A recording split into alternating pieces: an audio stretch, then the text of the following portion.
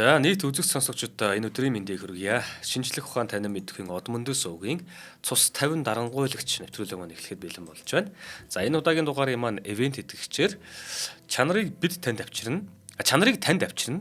Хүүхэд бидний ирээдүй Bikutan Kids Linus Media хамт олон маань оролцож байгаа. За мөн өглөө бүр эрүүл шинэ хүнсийг таны гарт ураатай төгс сургац компани хамт олон маань оролцож байна. За энэ хүн нэвтрүүлгийг бид бүхэнд бэлтэн хүргэдэг он маань бэлэн болсон байгаа. Өдрийн мэнд. Өдрийн мэнд. За өнөөдөр хоёулаа аль улсын талаар хэн гэдэг дарангуйлагчийн талаар. За өнөөдөр Nivin гэдэг дарангуйлагч байгаа. За тэгээд нэг асуулт гэвэл яг одоо 21-р зууны 2025 онд хамгийн их зовлон нүүрлээд байгаа улс аль нь вэ гэдэг асуултанд юу гэж хариулах вэ? Дэлхий дээр байгаа улсуудаас уу? Тий, одоо тэгээ өнөөдөр ярих гээд байгаа энэ Myanmar гэдэг улс бол яхахгүй л дурддагтан. За тэгээ Украин байна тий. Одоо зүүн өмнөд Азийн Myanmar гэдэг улс ярих гэж байгаа өнөөдөр. Тэгээд тэрний 20 хэдэн жил дарангуулсан Nivin гэдэг ерөнхийлөгчийн ярина. За тэгээд энэ улсын ерөнхий түүх, байгаль амтан, ургамал тэгээд мөн нийгэм эдийн засгийн талаар мэдээлэл авахыг хүсвэл манай Одмондрын Бацаа Мөнхцөл хоёрын бэлтгэсэн Атлас нэвтрүүлгийг манай үзэгчид сонсоорой. Харин өнөөдөр бид нар яг цус 50 дарангуулагчаараа Myanmar-ын түүхэнд гарч ирсэн Өв Nivin-ний дарлал харгислын талаар ярих гэж байна. За, Өв Nivin төрөлх нэр нь бол Shu Maun гэдэг нэртэй байсан. Тэгээд тэрээр 1911 онд буюу Монголд Богд хаант Монгол улсыг тунхлан зарсан түүхэн жил Дод Бирм гэж нэрлэдэг жижигхэн тосгонд төрж байлаа. За, Дод Бирм нь тухайн үед Британий колони энэтхэг харьяа байсан байгаа даахгүй. Тэгэхээр Британи энэтхгийг колоничлоод тэгээд тэр нь одоо энэ Myanmar гэдэг улсыг эзэмшдэг байсан юм. Тэгээд их сурвалжаар харахад бол тэрнийг Бирм хятадын Ирлиз гэж нэрлэдэг байсан. Энэ амар нэг жоохон сонирхолтой чухал мэдээлэл байгаа ш. Ягаад гэвэл ирээдүйд энэ дарангуул энэ хятад иргэдийн эсрэг амар дарангуулжсан. Өөрөө Ирлиз байж яг ягаад ингэж хятадын эсрэг юм яваад байгаадсэн мэддэхгүй байгаа. Гэхдээ өөрийнхөө хятад байсан маш их нууд юм бэлээ. Энэ Myanmar ч өөрөө бүр 5-6 улстай бараг хэлж байгаа шүү дээ, тий. Тэгээ тэрнийх нь нэг бүлэг буюу хойд хэсгээрээ хятадтай хэлж байгаа. За тэгээ хятадаас маш их олон нөлөө орж ирж исэн байгаад тий. За тэгээд багаас колони сургуульд суралцаж маш эрүүл чирэг бие бэлтэр сайтай спорт талааны урлагт гаргааг хөгт байсан. За тэгээд 18 настай Nivin эмч болох зорилгоор Рангуны их сургууль биологийн ангид орсон боловч 2 жил сураад хичээлдээ муу сураа шалгалтанд тэнцэх учраас хөөгдөж исэн байдаг. Тэгээд өөрийгөө тижих гээд шуудангийн газар ажиллаж исэн. Тэгээд энэ хугацаанд колончлын эсрэг үндэсний үзэл бодолтой болж эхэлсэн байдаг. Тэгээд 30-аад оны ихээр Nivin Dobama Asia Yonye гэдэг нийгэмлэгт орж ирсэн. Энэ нь одоо бид бирэмчүүд гэдэг нэртэй. Тэгэхээр одоо ингээд улсаа хөгжүүлэх гэдэг тусгаар технологи олох гээд нийгэмлэгт орсон байдэ. Энэ бирэм гэдэг нэр ер нь бол одоо нэг олон давтах төвчөөс хоёлаа хэлээд өгч те. Myanmar гэдэг нэрийг болохоор олон улсын төвшөнд ингээд яг Myanmar улс гэдэг те. Myanmar улс гэдгээр нь хэлээд идэг. Эдгээр маань өөрсдөө болохоор бирэмчүүд гэдэг байгаа шүү те. Бирэмчүүд гэж байна лээ. Бирэмч гэж байгаа те. Бирэм. За бирэм гэж яриад байгаа нь ер нь Myanmarчуудаа л хэлээд байгаа шүү. Тэгдэ. Энэ нэг сонирхолтой юм нь одоо бирэм гэдэг угсаат нь байд юм бэлээ. Эдгээр нь өөрсдөө олонх болохоор бас өөрсдөө тэрүүгээр нэрлэлт юм бэлээ. Тэгээд одоо энэ Myanmar гэдэг улс нь бараг 158 гаруй үндэснээс гаралтай байдаг. Тийм учраас одоо нэгээ бас дарангуулахгүй гэдэг талаасаа Myanmar гэдэг нэрээ сүүлийн нэрлэлтэй болж байгаа. Сүүлийн жил зөвшөөрсөн байлээ. Харин энэ одоо өнөөдөр ярих гэж байгаа Nivin засаг удирдах яхта бирэмчүүд нь олонх байсан засгийн газар авсан байсан учраас бирэм гэдэг нэрд маш их төвөмөлсөн байлээ. Зөв. Тэгээд бас одоо нэг Myanmar гэдэг нэрийг дургуутж ирсэн нэг шалтгаан гэх юм бол колончлж ирсэн улс нь өгснээр учраас бас дургуутдаг байсан юм байлээ. За тэгээд 30-аад оны сүүлээр Myanmarт үндэсний жагсаал цуглаан маш их боллоо. Тэгээд энд нь Nivin оролцож оюутны ажилчдын жагсаал цуглаан ихийг зохион байгуулжсэн. Тэгээд 1941 оны сүүлээр дэлхийн 2 дугаар дайн Азийг нөмрөн авч колони эсрэг дуу хоолой гарсан газар болгонд Японы нөлөө тогтоосон байдیں۔ Өөрний империализм эсрэг бид нар Хидэкийн тоожог нэвтрүүлэг ярьжсэн шүү дээ. Одоо Японы империалист гэдэг нэг бараг Азийг ихэнх нийцэлсэн байсан. Тэр үеийн одоо цэрэг байсан байгаа дээ Nivin. Тэгэд энэ одоо колонийнхаа эсрэг тэнцлийн дагуу 1942 оны 1-р сард Nivin Тэгээд 30 Мянмар залуу нийлж ягаад тухайн Японы эзэмшилтэйсэн Хайнан арал дээр очиж цэргийн сургуульд сурч ирсэн байлээ. Энэ цэргийн бэлтгэл хамрагдчих байхдаа одоо зэвсэг хэрэглэх тэгээ ширэнгэн хойны тулаан сурч исэн. Тэгээ энэ дээр нэмээд баг зэрэг Япон хэлтэй болж исэн байлээ. Энэ одоо 30 нөхөр өөрсдөө тэгээд юу гэж нэрлсэн байлээ. Мянмарын тусгаар айрам гэдэг нэртэй болж исэн. Тэгээд эдний тэргүүлэгч Жанжин Ансан Нэвинд өөрийнх нь нэрийг нь өгч исэн. Жанжин уу? Жанжин Ансан гэдэг хүн байгаа юм тийм. Тэрэнд одоо нөгөө Шу Маун гэдэг нэртэй байсан шүү дээ. Оронд нь Нэвин гэдэг одоо хувьсгалч нэр гэж хэлж байна. Энэ Нэвин гэдэг нь одоо юу гэсэн утгатай нэр вэ гэвэл цацралт наран гэдэг нэр байгаа байхгүй юу? Одоо жишээлбэл олон ч ярьж байгаа та нөгөө Пол Пот гэл те.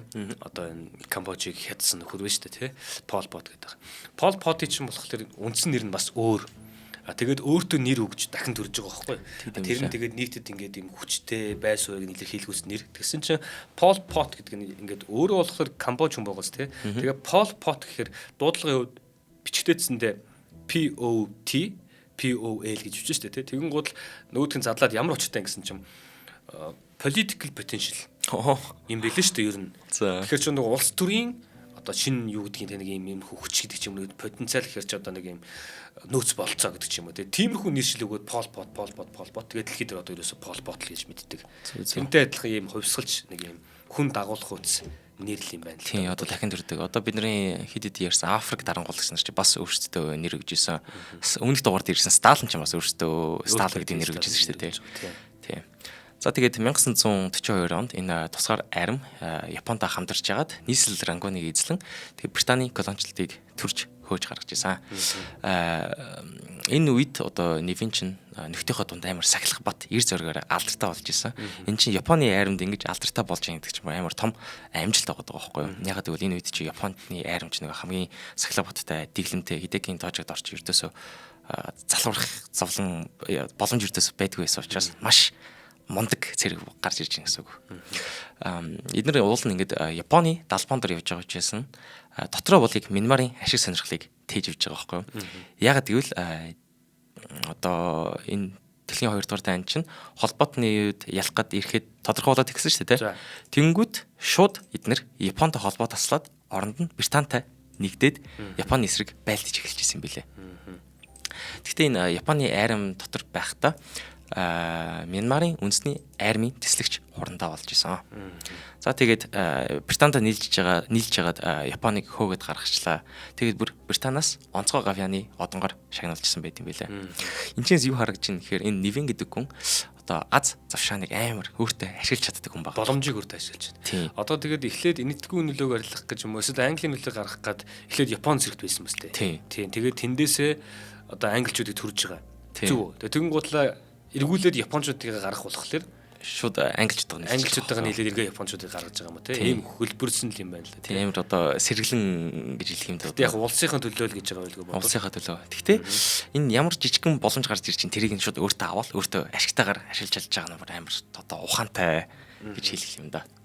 За тэгээд 1948 онд Мянмар тусгаар тогтнолоо зарлаж ерөнхий командлагчаар Смит Дайн гэдэг британи хүн тэмлэгдсэн байдэ.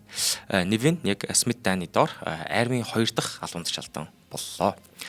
Тэгээд тусгаар тогтносон даруйд шууд коммунист босгочуд болон угсаатны цэргүүд 2 эргний дайн гарч ирж байсан. За энэ коммунист босгочуд нь одоо миний ойлгож байгаагаар хятадаас орж ирсэн коммунистууд байгаад юм шиг байгаа. Энэ дэр ч нөгөө комендан нам гэж байсан шүү дээ хятад. Тинчээс одоо хөөгцөн цэргүүд нь иргэдүүд нь шууд энэ Мянмар руу ороод бас нэг эргний дай гарч ирсэн юм байлээ. Тэгээ 158 угсаат нь жавс дандаа би бинтэйгээ алдж идэг, байлдж идэг учраас одоо энэ улсад одоо хүртэл энэ эргний дайнууд нь баг эрдөөсөө зогсоог байгаа гэж хэлж болно. За тэгээд 1949 онд Нэвин армийн ерөнхий командлагч болж зүүнний бослого өмнөнийг цус урсган дарсан байт юм аа. 48 хөрс одоо 35-8 болчлоо тий. За одоо тэгээд энэчээс нэг Мянмар улсын ерөөл гэх үү одоо хараал гэх үү нэг онцлог харагддаг. Мянмар улс бол баш одоо бүх төрлийн байгалийн баялаг ихтэй байгаа байхгүй юу? Дэлхийн газрын ховор элементийн хэрэглээний 10%-ийг хангад юм билээ. Тий. Одоо үржил шимтэй хөрстэй Бадмараг, Биндрия, Сувд, хаш гэдэг олон төрлийн эрдэнсийн нөөцлөгөөс гадна тухайн үедээ хар тамхины тариалангаар дэлхийд тэрүүлж байсан билээ. Тэгэхээр бол амар баян улс байгаа байхгүй юу? Одоо ч уул нь энэ баялагууд нь тэр улстай байгаа. Тэгсэн мөртлөө одоо улс нь дэлхийн хамгийн ядуу улсуудын нэгэндээ орж явж байгаа. Хүш айхтар юм бэ. Наад чим Англи одоо Европын орнууд шүү дээ те. Одоо манжийн одоо иргэшилд байгаа тэр эдийн засгийг задлахын тулд тийшээгээ нөгөө өөрсдийн худалдааны аймаг оруулахын тулд тэндээс чинь цай их гаргаж байгаа шүү дээ тий. Тэгээ зөрүүлээд одоо зоосоо өгөөд цай авдаг байгаа бол эргүүлээд тэндээс яаж одоо эргүүлж юм татах вэ тий. Тэгээд тийшээ чинь худалдааны аймаг оруулах болохгүй болонгууд нь 2 удаагийн хамтарсан одоо Европын орнуудын нийлсэн хүчээр хар тамхины дайныг 2 удаа хийж байгаа шүү дээ. Тэгэхдээ өөрсдөө нөгөө нэг тариалах мариалах газар энэ дээр ховор учраас энэтхэх тариалдаг байхгүй. Тэгээд энэтхэхээс хятад руу гэдэг юм уу те ишиг ингэж оруулж дундад иргэн улс руу тэр манжруул да манжруу ингэж оруулж ирдэг. Тэгэж хар тамхины дайн гэж нэрлэгдсэн байдаг байхгүй энэ. Тэгэхээр чи энэтхэхт хар тамхи тариалдаг байсан. Тэгээд энэтхэх чин өөрөө цаана Мянмарыг бас давхар колоничлаад байгаа шүү дээ те. Тэгээд газар нутгт тэр хар тамхи тариалж байгаа юм байна л да ер нь бол. Одоо ийм баялагтай газарлууч нь дандаа одоо нэг гадаадын дотоодын ашиг сонирхол гарч ирж штэ те. Дотоод нь одоо байгаа хүмүүс ч өөрсдөө баячин болох гэдэг. Гадаадаас улсууд ингээд баялаг нь авах гэдэг. Одоо хаш гэдэг чинь хятад бол амар үнцэнтэй байгаа гэдэг үстэй. Тэрнээс нь бол одоо дандаа нэг за та нар штэ те баян болыг хийж байгаа бол манай зэвсгүүдийг аваад нэг иргэн дан хийчихээ гэсэн дандаа нөлөө байгаад идэм билээ. Тэгэхээр Мянмар үндсэндээ газар нутгийн буйнаасаа болж одоо зовж тарчиж байгаа нэг улс үгүй. За тэгээд Невин одоо энэ хэд бол одоо цэргийн командогч болчиход байгаа. Тэгээд цэргийн албан тушаалтч гэсэн ерөнхий сайд уунуудаа дандаа уулзаж үндэсний аюулгүй байдал ирээдүйн хөгжлийн талаар ярилцж байгаа байхгүй юу. Тэгээд аль түрүүнд хэлжсэн Мянмар улс нь 158 угсаатан яснаас тогтсон тул гадаад дотоодын нөлөө их гарна, иргэний дай их гардаг учраас одоо улс төр нь амар олон өөр фракцтай бас болчиход байгаа. За тийм одоо тэгээд одоо парламент гэж байсан бол парламент нь дандаа өөр угсаатайгаас бүрдчихэнгүү дандаа бие биендээ хэрүүлээ гээл үгүй манай их шиг илүү чухал байна гэсэн үндэстэй байгаад байгаа байхгүй юу. Тэгэд ерөнхий сайд нь за энэ их зөрчлүүдийг яаж дарах вэ?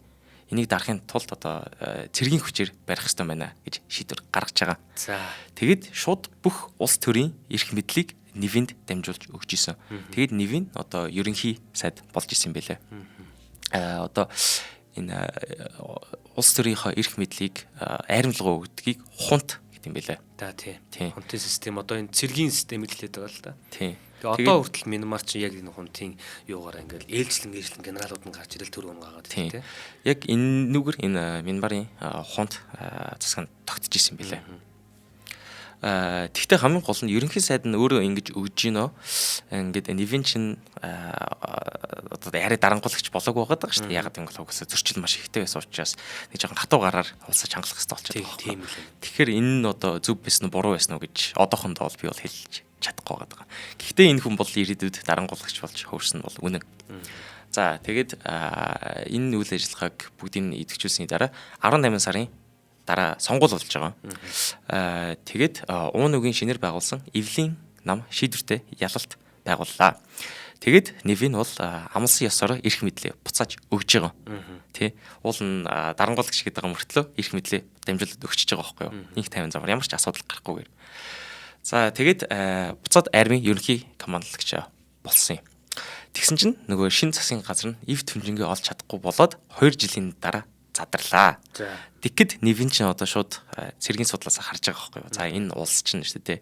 Ингээд арчлалын системээр явах юм бол ердөөсөө жигдэрэхгүй байна. Дандаа бие биендээ хэрүүлээ гэдэг дандаа асуудал гараад ах юм аа гэд Невин шууд рангууд цэргийн эргэлт хийж исэн.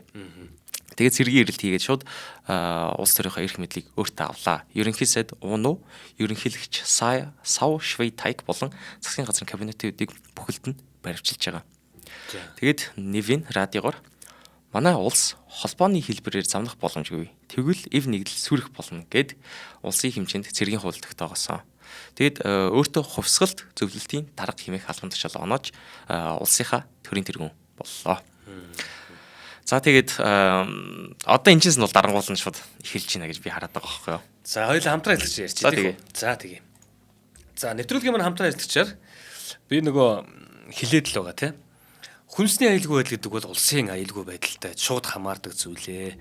Тэгээд тухайн улс Одоо бид нар чинь ингээл нэг гэр бүл нэг одоо гэр байх нь шүү дээ. Гэр дотор амьдарч байгаа улсууд л. Тэгээд энэ үүний маань хэрэгжилж байгаа бүтээгдэхүүнүүдийн маань хэдэн хувь нь ядаж Монголда байх ёстой юм.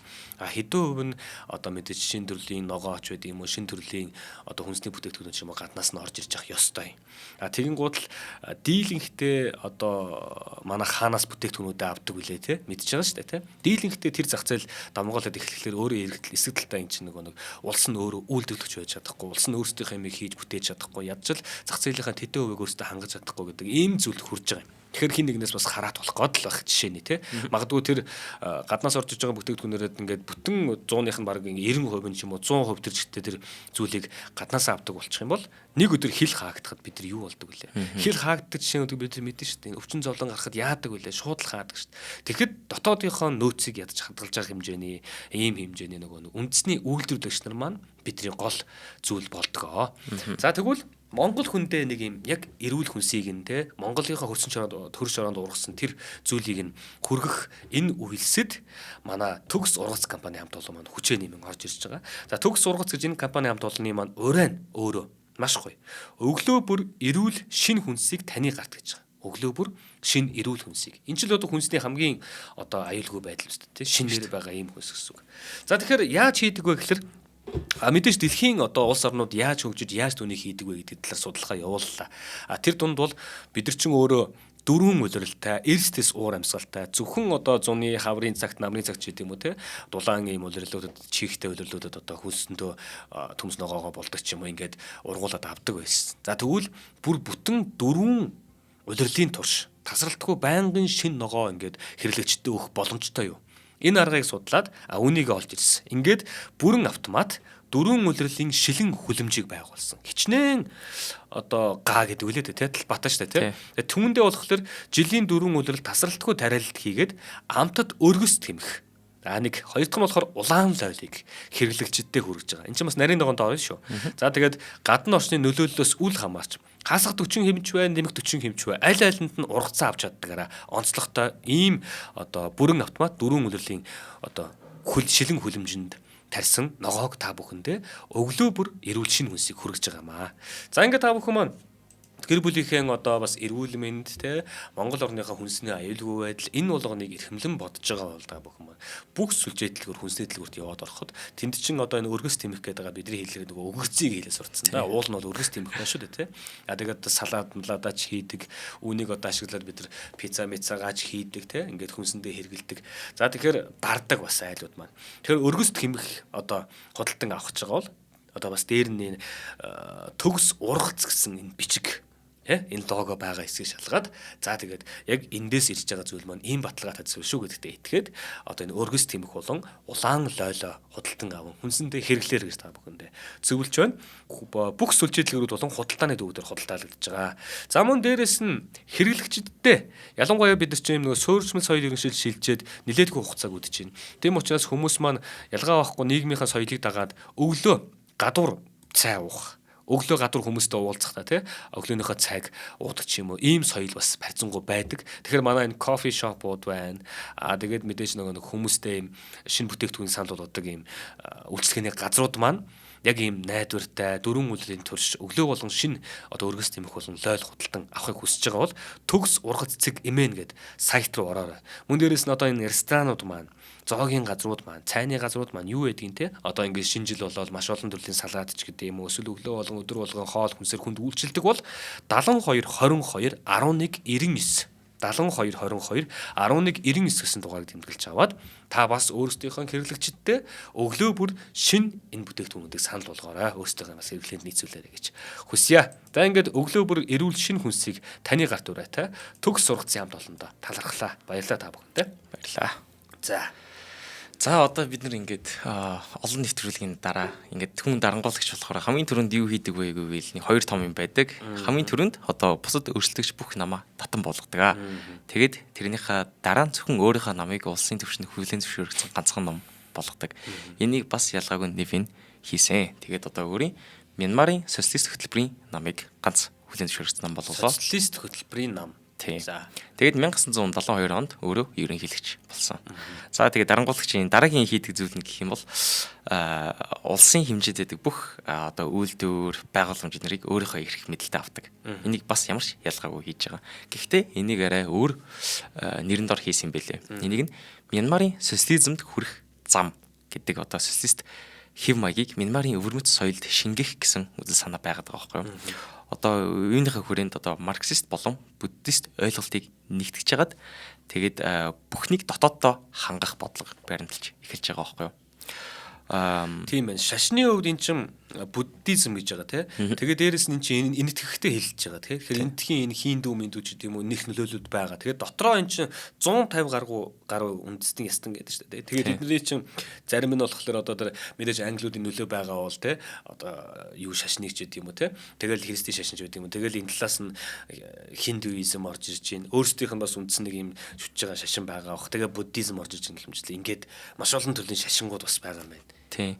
Тэгээд энийг одоо марксист үзэл бодолтой нийлүүлэх гэдэг байгаа байхгүй юу? Тийм учраас одоо нэг янзын өрний капитализм эсвэл одоо зөвлөлтийн коммунизм гэж одоо туйлшрахгүйгээр яг өөрсдийнхөө аргаараа авч явна гэж энэ одоо гаднаас ямар ч нөлөө байхгүй юу?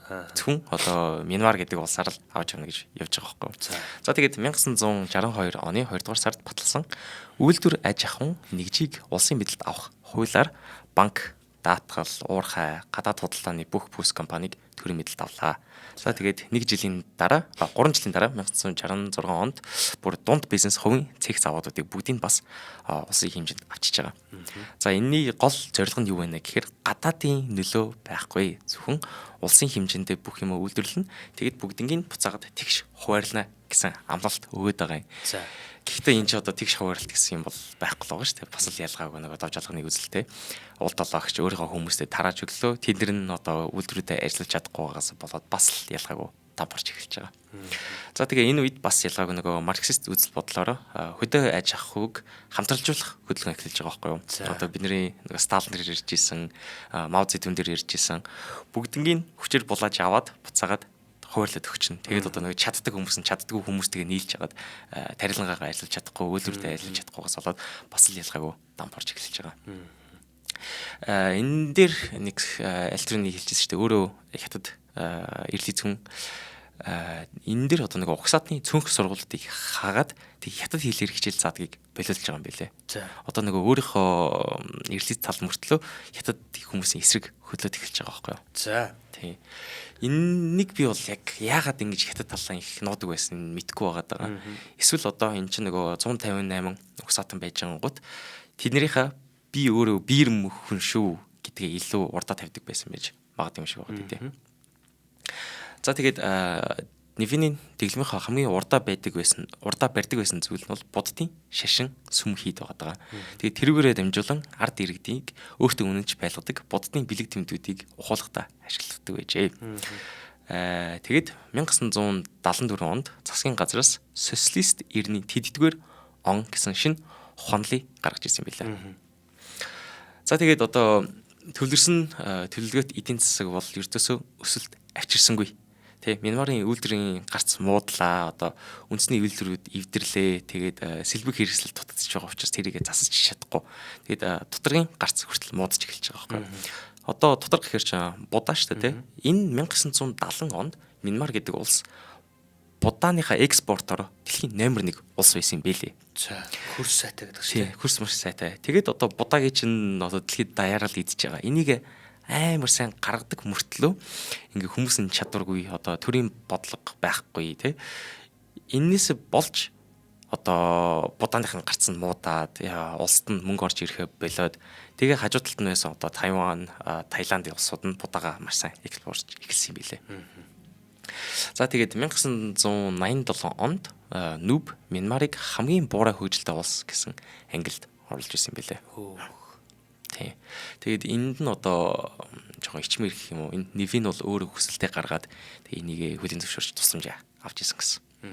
Тэгээд хөндлөнгийн статистикуудыг харахад бол Невиний үед Мянмарын дотоодын нийт бүтээгдэхүүн өсөлт нь бүр 0% байсан гэсэн мэдээдэг. За тэгээд Мянмарын иргэдийн амжиргаа шууд дороотож эхэлж гин, дэлгүүрүүд хоосорж гин, хүнс, тос, давс хүртэл одоо бүр бараг олтгой байж эхэлж байгаа байхгүй юу. Тэгээд энэний нөлөөгөөр одоо яадаг вэ гэхээр хар зах зээлүүд дандаа газар авдаг байгаа байхгүй юу. Дэлгүүрт нь байсан ховор барааг нь хүмүүс худалдаж авлаа. Тэгээд буцаага зарахтаа маш үнэтэй болгож зардаг. Тэгэд хар зах зээлээр маш олон хүмүүс баяж эхэлж байгаа.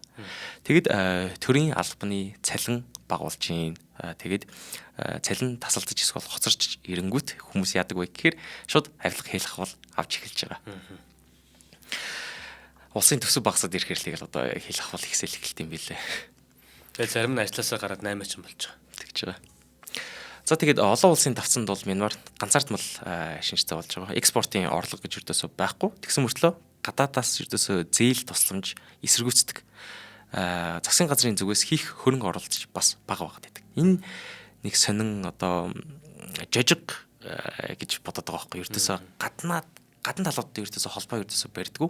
Энийг яагаад ингэж нэ гэхээр одоо нэг янзын гадаадын нөлөө орж ирэх юм бол одоо бусад угсаатнууд нэг иргэний дан эхлүүлэх магадaltaй гээд ердөөсөө гадаадын нөлөө оролдог байгаа юм шиг санагдаад байгаа надад бол.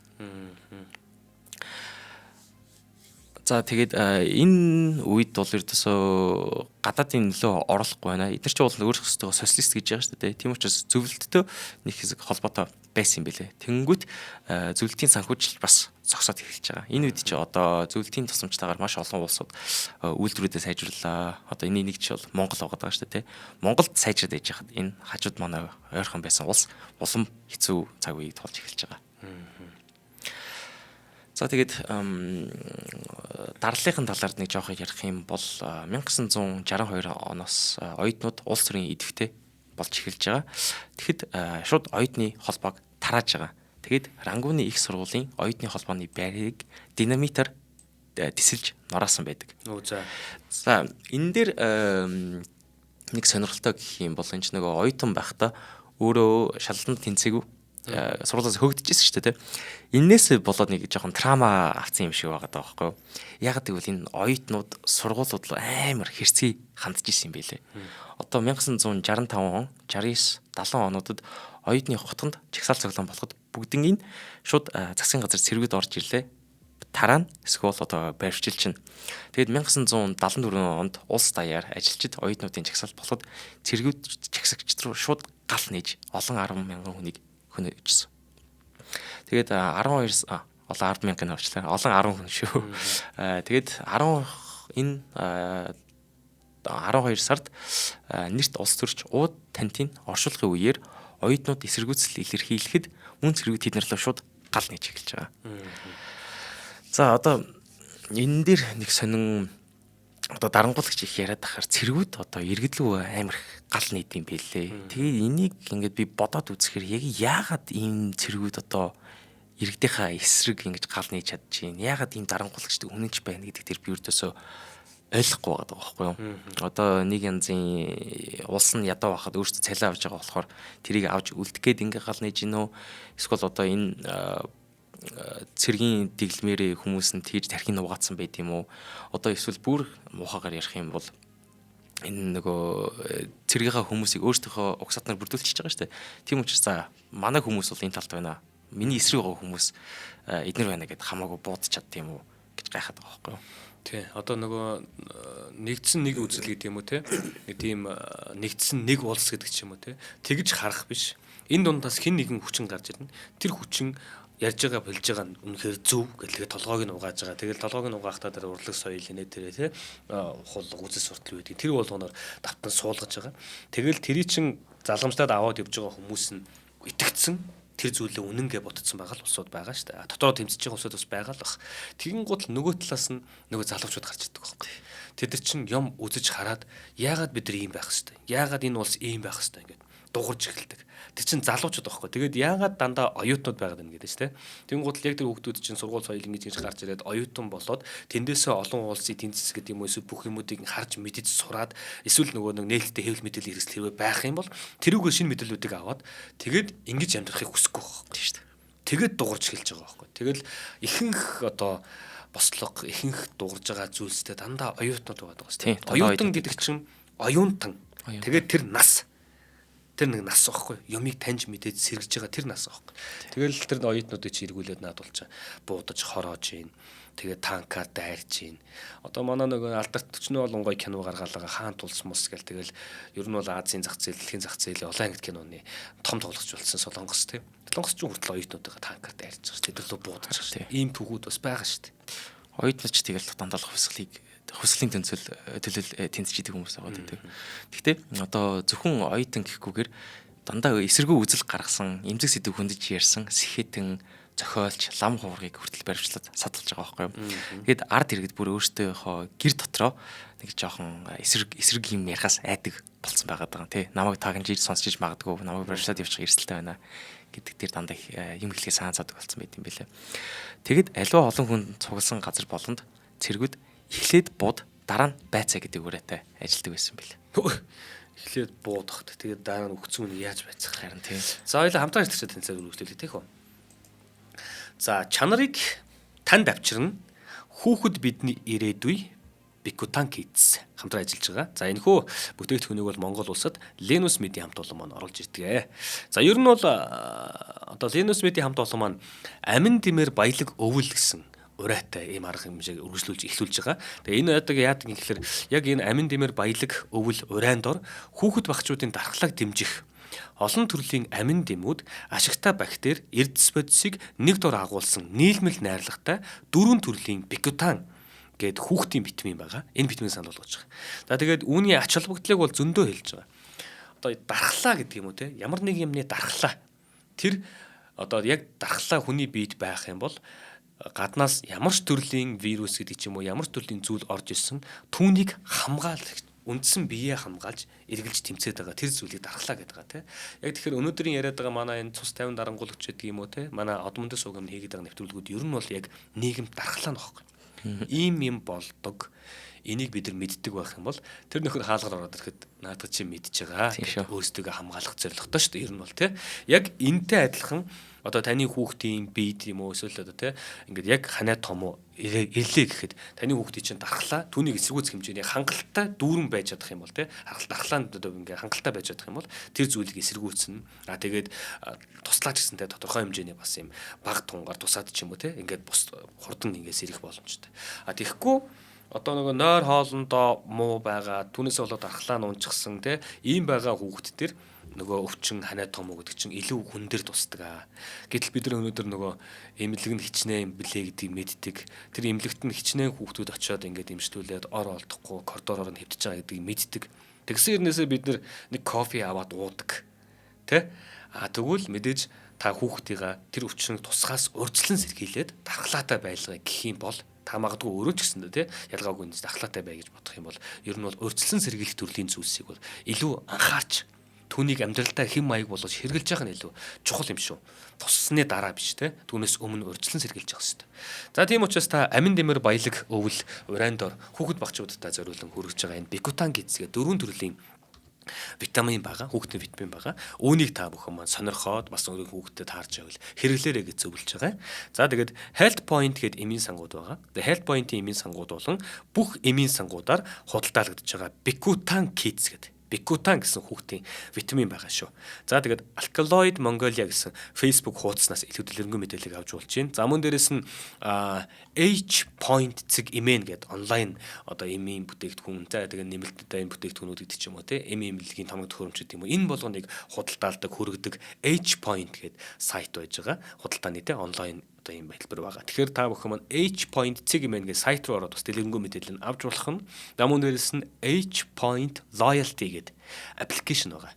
За энэ аппликейшнээр ороод бас бүтээгдэхүүнээ сонгоод мэдээд хараад танилцаад хэрэглэх журамтай танилцаад за тэгээд захиалж болох нэ. Бас үнэгүй хөргөлттэй байдаг те.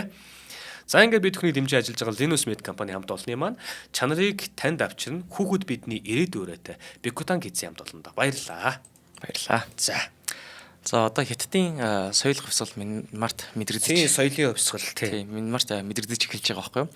Тэнгүүд 1967 онд Хятадын эсрэг асар том бослого гарч тэгээ Хятад гаралтай иргэдийг шууд алж хятаж эхэлжсэн юм байлээ. Невин бол өмнөх зогсооход бол ердөөсөө юу ч хийгээгүй, хуруугаа хөдөлгөөгүй. Одоо нэг янз өөрийнх нь хүмүүс байгаад идэг. Тэгээд үүнээс болж 70-ад онд Хятад энддэг гаралтай хүмүүс Мянмараас гарах их нүүдэл болж исэн юм. Тэгээд Сталины тухайн нэвтрүүлэг дээр одоо зөвлөлтийг өрнөс тусгаарлах хаалттай болгохыг төмөр хөшиг гэж нэрлэж ирсэн шүү дээ. Энэ одоо Мянмарт болж байгаа тусгаарлыг хулсан хөшиг гэж нэрлэлт юм билээ. За тэгээд бид нар энэ нэвтрүүлгийг яагаад өөртөө зориулж мөнгөн дэвсгэрт гаргасан гэж нэрлсэн бэ гэх юм бол 1987 оны 9-р сарын 5-нд 75-75-ын Киатын мөнгөн дэвсгэрийг халах шийдвэр гаргалаа. За тэгээд иргэдэд мөнгөн дэвсгэрээс солиход ердөхөн 7 хоног өгч байгаа байхгүй юу. Тэгэд бүх иргэд чинь одоо байгаа хамаг мөнгөө очоод банкн дээр очилж хэлэхэнгүүт тэр банк чинь чадваргаас олоод бүх ердөөсөө мөнгөний сольж чадахгүй байгаа. Амжааг угаасаа болоод одоо 7 хоногийн дараа энэ бүх мөнгөн дэвсгэр чинь зүгээр цаас олоо хөөрчиж байгаа. Тэгэд үүнээс болоод эргэлтэнд байсан валютын 75% нь унсан. За энэ шийдвэрийг яагаад гаргасан бэ гэвэл нөгөө өмнө хэлсэн шүү дээ. Хар зах зээл дээр бажиж байгаа хүмүүс байгаад байсан. Тэдний нөөцийг нь байхгүй болгох шийдвэр гаргаж байгаа байхгүй юу. Тэр хар зах зээл дээр орж байгаа хүмүүс чинь татвар төлөхгүй байгаа. Тийм учраас бэлэн мөнгөө нууж амьдардаг байсан бол тэд нар заавал банкнд солиулах учраас тэднийг тэр үед нь олж мэдэх гэжсэн. Эсвэл одоо мөнгийг нь хүчингү болгож байгаа. Хоёрт их хэмжээний мөнгөтэй хүмүүс одоо баячууд социализмын дайсан гэж үзэж ирсэн учраас одоо баячууд ч мөнгөтэйг очоод банк дээр солиулах гэж оролдох юм бол одоо шууд барьжлаад мөрдөн шатлах үйл ажиллагаа гарч байгаа. За тэгээд үүнээс болоод бол хамаг мөнгө байхгүй болчлоо. Одоо төрийн албан хаагч нар эргээд хөгшчүүд, цэргүүд одоо олон жил ажилласан хүмүүсийн хадгалж исэн мөнгө нь шууд агарт хийсэл байхгүй болчих. Тэгэд эдийн засаг маш муудаад ирэнгүүт Невин шууд зурхаачд үзүүлж байгаа байхгүй юу. Зурхаач тэгж юу гэж хэлсэн бэ гэх юм бол 9-ийн нийлбэртэй мөнгөн дэвсгэрт гаргах юм бол энэ эдийн засгийн сүрлийг аварч чаднаа гэж байгаа. Тийм учраас шууд 45-90 Киатын дэвсгэрт анх зах зээлд гаргаж байгаа. 45 гэхэр чинь 9 болж байгаа, 9-0 гэхэр 9 болж байгаа маа. За тэгээд үүнээс болоод бол хөдөө орон нутагт бүх хүмүүс нь мөнгөгүй болчлоо. Бэлэн мөнгөөр худалдаа авалт хийх оронд зүгээр шууд бартерын хэлбэрлөө шилжиж байгаа. Одоо за чи надад төмс луванга юугаар өгөх юм би чанд бодоо өгье гэж л байгаа байхгүй. За тэгээд энэ нөгөө анх хар зах зээлийн баяжж байгаа хүмүүсийн эсрэг нүүдэл гаргаж байгаа шүү дээ тийм чинь. Тэднэрт яаж нөлөөлсөн бэ гэх юм бол эдгээр ч одоо нэг янзын сэргэлийн ухаантай байгаас хүмүүс учраас шууд мөнгөө өөр валют руу шилжүүлчихэж байгаа. Таиландын бат эсвэл одоо Хятадын юан зэрэгээр шууд 8-ыг хийгээд эхлээд энэ хүмүүс улам баяжсан байдаг. Тэгэхээр одоо ганц зогсоох гэж байгаа үйлдэл нь улам баяжуулж ийн гэхээр ердөөсөө бодлохгүй хүн байгаад байгаа байхгүй юу? Тийм ээ тий. Тэгээд 1988 онд валютын гамшигын баг жил орчмын дараа Рангунд оюутны жагсаал гарч ирлээ. За тэгээд энэ оюутны жагсаал шууд бусад хотоор тархаж байгаа. Ягаад гэвэл бас иргэдүүд нь одоо цааз энэ яриа болно тий энэ мөнгөн дэвс миний хамаг мөнгө байхгүй болчихсон. Бүр уурн хүрсэн бэлэн суугаад байгаа байхгүй юу. Тэгээд жагсагчдын тоо өдөр тутмаар бүр мянгараа нэмэгдэж байгаа. Тий буддын лам хуурга, арчлыг дэмжигчид, малчид, ажилчид, төрийн албан хаагчид бүртэл бүгдээрээ нэгдсэн байсан. Тэгээд дарангуулагч сөндөхвэ, арчил мөнх оршдохвэ гэх мэтийн лозонд барилга байгууламжийн хан дээр будгаар бичиж байсан. Одоо энэ тэгээд Невин чинь төрийн тэргүүн болсон гэж байна шүү дээ. Энэ хугацаа байхгүй юм уу? Хугацаа байхгүй шүү дээ. Одоо чинь тэгэл шууд төрийн тэргүүн болоо шинэ хууль гаргаад зөвхөн өөрийнхөө насаар суух ерөнхийлөгч. Ердөөс сонгуул эдэр болж байгаагүй. Дандаа л насаар суух. Тийм ээ. Энэ дунд ерөөс сонгуул яригдсангүй. Сонгуул байхгүй. Тийм ээ. Одоо бүр нэг хуурамч сонгуул байхгүй байгаа байхгүй. Хамгийн амар нь.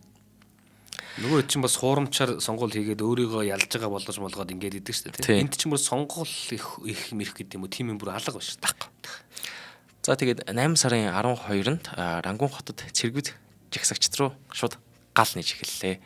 Тэгээд ганц өдрийн дотор 100 хүний амийг авч эхэлж байсан. Тэгээд энэ маягаар 9 сарын дунд хүртэл 3000 орчим хүн цагдаа нарын гарт ам өргөцсөн байт юм байлээ. Энд нэг аимшигын юм гэх юм бол Невин бол энэ бүх жагсаал эхлэхээс өмнө 7 дугаар сарын 23-нд огцорсон байсан. Тий ерөнхийдөлж байгаа асуудлаас огцорсон байсан. Тэгээ 26 жил ажиллаад 77 настайдаа огцорж байгаа. За тэгтээ тэр огцорхоос өмнө одоо ажлаа хүлээлгэж өгтөө юу гэж хэлсэн бэ гэвэл манай цэрэг арим улсынхаа эв нэгдлийг хангах үүргээ нэгэнт гүйцэтгэсэн тул миний бие эрүүл мэндийн шалтгаанаар огцорч байна. Харин бослого тэнцэл цааш үргэлжилбэл гадаадын ашиг сонирхол шурглах аюултай тул армийнхаа хүч хэрэглэх нь зайлшгүй гэж хэлж байгаа байхгүй юу? Наад өгүүлбэр дундаас ч гэхэд л хид хідэн өөрсдийнх нь явуулах гэдэг зүйл болно те дараагийн өгүүлбэрүүд нь байж шít. Харин тий. Одоо ингэж байгаа шít. Наа чинь уул нь бол ард иргэд нь амьдрал нь болохоо байгаад одоо нэг бид нар хэлэхдээ органик гэж яриад байгаа шүү дээ, тэ. Яг тийм байдлаараа үүсэж жагсаад нь шүү дээ. Тэгээд энд чинь багш нарч бай, залуучууд ч бай, тэ төрийн албаагч нь ч бай, ард иргэд юу байдгийг худалдаач 8 чинь бүгд л ингээл нийлээл энэ бослого хийж шүү дээ, тэ. Тэгин гутал нийгэмд яаж тогтоодог вэ гэхлээр, тэ. Энэ нөгөө гаднаас орж ирж байгаа нөхдүүдийн чинь захиалгатай юу шүү гэд хэлцдэг. Эргүүлээд энэ өөрөө нөгөө нэг үндсэрхэг гэдэг ч юм уу тэр хүн болгонд байгаа сэтгэхүй байхгүй. Тэгээ тэрнгээр нь дамжуулаад өөрсдийн талдаа эргүүлж оруулаад л байдаг. Тэгэл ямар нэгэн жагсаалын ард заавал хин нэгэн байгаа юм шиг ойлгуулдаг. Тэ? Яг хөө тэгээд ард нь байгаад хийжсэн тийм юмуд байгаад байгаа учраас бодтой тийм юм байдаг учраас тэнд хүмүүс итгэх нь илүү бас хурдан л байдаг байна. Тэгэнгүүт ямар нэгэн юмны ард хин нэгэн байгаа. Одоо энэ жагсаалыг те гадны нөлөөгөөр ч гэдэм үү нэг нөхөр одоо төрийн эрх авах гэж ч гэдэм үү ингэж ард нь цохион байгуулад байгаа маа тэрний санхүүжилт энэний санхүүжилт. Тэгээд наад бол чин дотор одоо бүр сүултээ ард иргэд нь хүртэл яаж чадах юм гэхээр нэг хүн босоод наад нэвэн чи ингээд иштэйгээ хэлэхлээр чи нөгөөтгнөөс нь мөнгө авчихсан гэж хардаг. Тийм. Ингээд итгэлгүй болоод эхэлдэг те.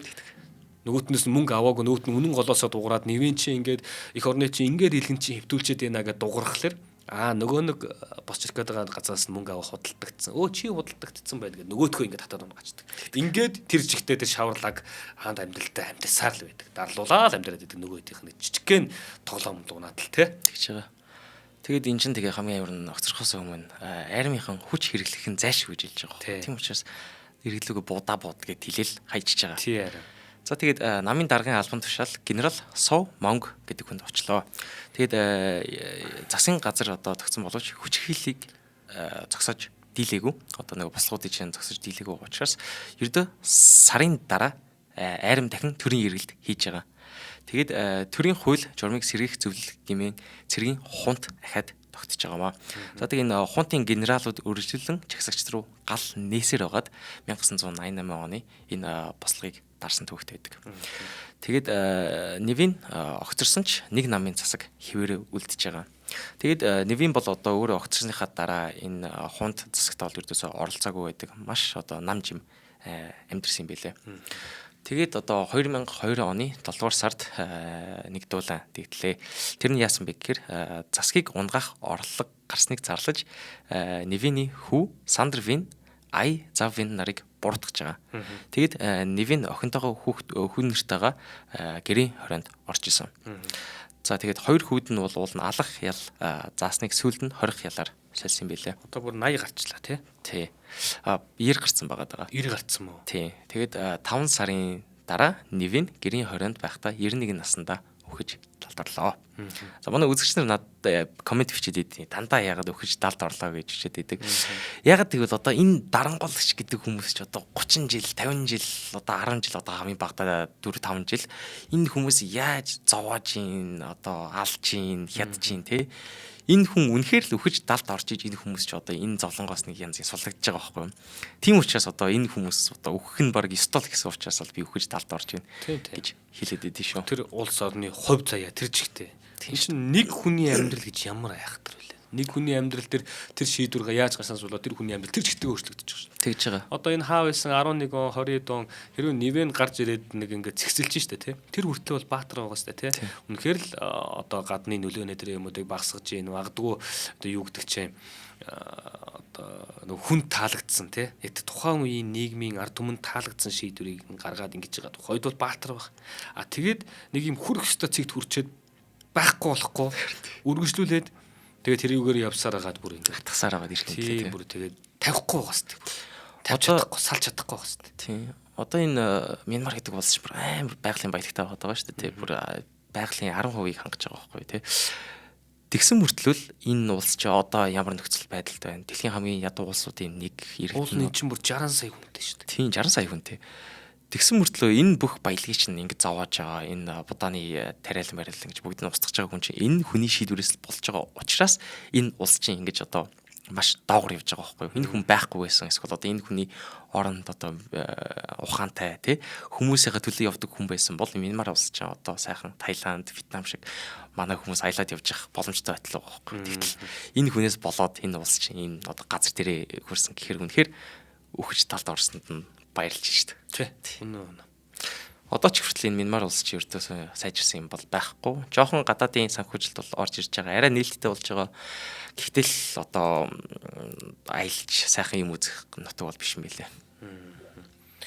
Тэгээ одоо бидэд ч нэг хэвлэл мэдээллийн хэрэгсэл их одоо нээлттэй болцсон болохоор тэгэл ингээд мэдээллийн юмнуудыг харж байгаа нэг хунт гэж яриад байна шүү дээ, тий. Хунтын засаг, одоо хунтын систем гэдэг ч юм уу, тий. Яг л энэ үргэлжлэлсээр л багсаа. Одоо ингээд дараагийнх нь генералууд юм уу, цэргийн хүчин гарч ирэл Мянмарыг авдаг, тий. Тэр дунд нэг эмэгтэй гарч ирж ирсэн, тий. Тэрийг манайх аягүй сайн мэдэх байх. Ансан Сүчи гэдэг. Нэг эмэгтэй гарч ирж ингэж байгаа. Бас л нөгөө нэг генералууд нь дахиад түрээд ч илүү яадаг ч үлээ. Ер нь ингээд хөлөл толгоогоо олохгүй ингээд яваад л байгаа. Энэ дэг одоо хаа байсан 30-40 оноос ахуулаад одоо бүтэн баг хөдөлж 100 жил үргэлжилсэн шүү дээ, тий. Уул нь бол энэ газар нутгийн хэмжээгээр бас том. Зүүн Азийн хажуу талын Таиланд, Вьетнам эдгээр юм уу, тий. Энэ минийгээ бодох юм бол хамаагүй том. Тэгээд хүн амын тоо нь явжсэндээ 60 сая. Байгалийн баялаг сайтай. Тэгээ одоо тэгэл ийм байгалийн баялагтай тэр хэлж штэ, тий. Будаа тариалал, тий. Тодорхойны тариалт гэж байгаа. Энүүгээр дэлхийн бүр номер 1 байсан гэж штэ, тий. Тэгэл ийм байж байгаа л өнөөдөр ямар байдалтай. Харин тийм. Одоо уул нь эдийн засгийн сайн одоо удирдагч нь мундаг хүн байсан бол үнэхээр гоё аялах газар байсан байж магадгүй шүү дээ. Тийм аялах дэлхийд хөгжлөөрөө дээшээ тийм ийм байж болох л. Манай од мөндрийн тишээж аялсан байж магадгүй байхгүй тий. За ийм байна. Би зүгээр энэ дээр ганцхан жишээ хэлэхэд хүмүүс айгүй гайхаж илээ. Би нөгөө мэддэг болоо гэж бодож байсан чи энэ талаар хүмүүс айгүй бага мэддэг юм билээ. Монгол улс, бүгд Монгол ард улс 1970-80-аад оны үед хаавсан 60 хэдэн оноос ахуулаад Базрын Ширэн дэв гэж хүн Монгол Улсын шинжлэх ухааны академийн ерөнхийлөгчөөр байгаа юм. Тэр хүнийг шинжлэх ухааны академийн ерөнхийлөгчөөр байж хахад Монгол Улсын одоо энэ электроникийн салбар гэдэг юм уу те тэр үеийн хөгжил шинжлэх ухааны академи маань гүйцэтгсэн үүрэг маш амжилттай маш сайн байсан. Азийн орнуудаас хамаагүй илүү байсан. Тэгээд ингээ боддоо 80 хэдэн онд би яг одоо оныг нь санахгүй нуучлаарай.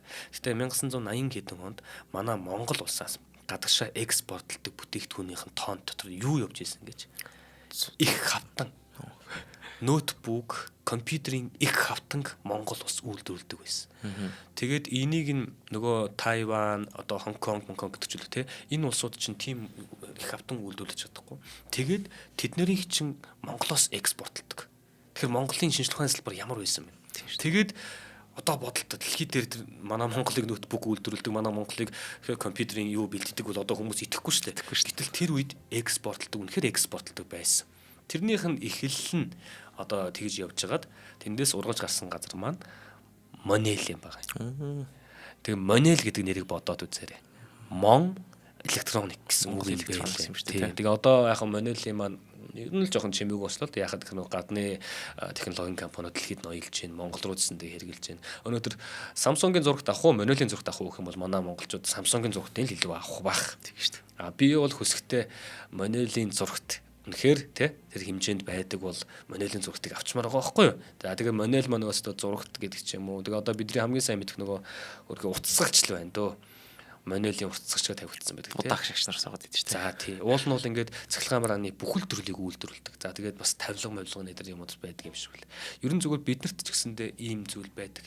Тэгээд манай од мөндрийн хамт олон Монгол улсад шинжлэх ухаан танин мэдхгүй ялах болтугай гэдэг чинь ер нь ийм учиртай цаагаараа явж ингээд дэлхийд манлайлан экспортлдог байсан шинжлэх ухааны салбартай хүмүүс шүү бид нар уулна бол. Нэг өстө мэдж байгаагүй юм би бүр. Харин тийм юм бэлээ. Тэгээ ингээд ярихлаар хүмүүс итгэхгүй юм чи. Одоо тэгээд бүр одоо энэ залуучууд маань Monel гээд ингээд харангуутал за нэг утасгагч юм уу эсвэл нэг юм хийдэг нэг за юм хийдэг нэг юм дэлхийн брэнд байдаг утал ч бодно. Уулын тэр маань Монгол байгаад байдаг шүү дээ. За нэвтрүүлгийн маань хамтран ажиллагчаар онондоо баярлалаа. Баярлалаа. За нэвтрүүлгийн маань хамтран ажиллагчаар өглөө бүр эрүүл шинэ хүнсийг таны гарт ураатай Төгс ургац компани хамт олон маань оролцож байна. За мөн дээрэс нь чанарыг танд авчирна хүүхэд бидний ирээдүй Bikutan Kids бид бүхнийг дэмжин ажиллаа. За тэгээд энэхүү нэвтрүүлгийг хөргсөн онондоо баярлалаа. Дараагийн дугаараар уулзъя. Дараагийн дугаар уулзъя.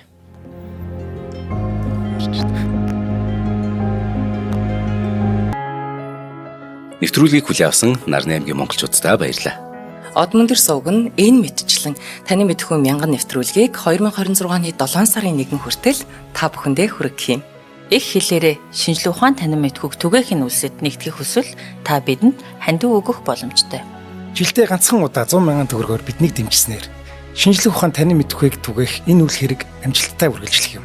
Одмондөр нэр дээрх Худалдаа өвчлийн банкны дансага 4191 Тэг 4518. Та 100 мянган төгрөгөөр шилжүүлэхдээ гүйлгээний утга дээр нь өөрийн нэр болон утасны дугаараа заавал бичээрэй. 100 мянган төгрөг хандалснаар Одмондөр сувгийн алтан гишүүн болох юм а. Шинжлэх ухаан танин мэдхгүй Монголд ялах болтугай.